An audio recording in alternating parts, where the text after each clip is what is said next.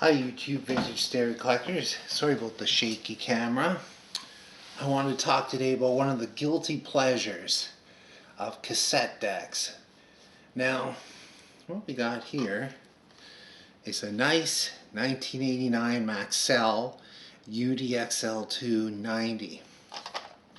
Never been opened. Sitting all these years, 30 years. And I bought these before I was married. When I was cruising around on my motorcycle, my hair was kind of like the Maxell guy, Andy Renko. And I had quite a few of these left over. I used to buy them boxes of 10, and I'd buy albums and put the album on the cassette and play it in my Alpine stereo in my '69 Chrysler Newport with a big amp and a subwoofer. And those are quite the days for listening to the music. These days I tend to make mixtapes. I have several different cassette decks. This is an 1990 Onkyo TA2000. But here's what I want to talk about.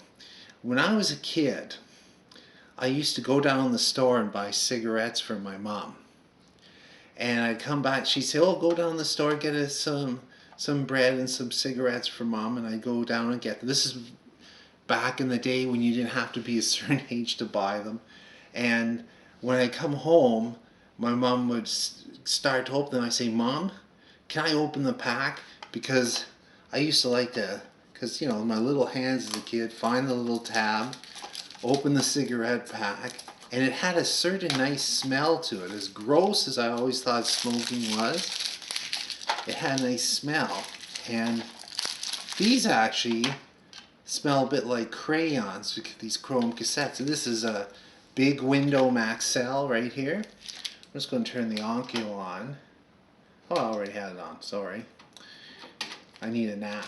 Put it in here, and when a tape's been sitting for 30 or 40 years, I've learned from experience, run it all the way forward to the end and all the way back to loosen it up, because the tape may be stuck together.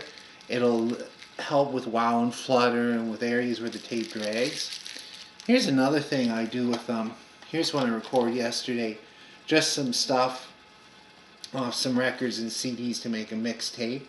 And I never put the stickers, any of the stickers on the cassette. I never actually write the songs on there. I just use a sticky note and put roughly what's in there so I know what the tape is. Because I reuse these tapes. And some of them are brand new. I've run out of all the ones I want to reuse right now. I've been using Bass Chrome 2s and Maxell UDXL 2s from the 80s. You know, there's been the odd one that doesn't play right, but they're really quite decent. I also never punch out those little tabs which prevent you from recording on the cassette.